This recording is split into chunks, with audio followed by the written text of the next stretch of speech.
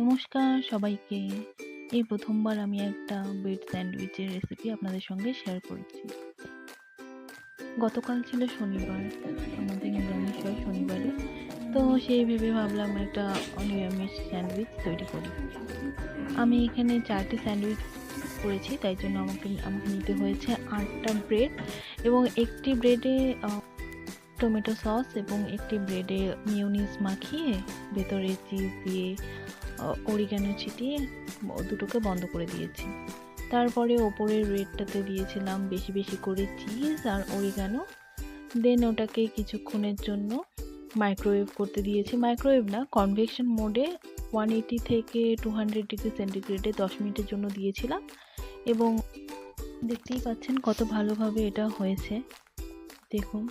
দেন এটা আমরা খেয়েছি, বাবা মা খেয়েছে, সবাই তো বলেছে ভালো হয়েছে। এবার আপনার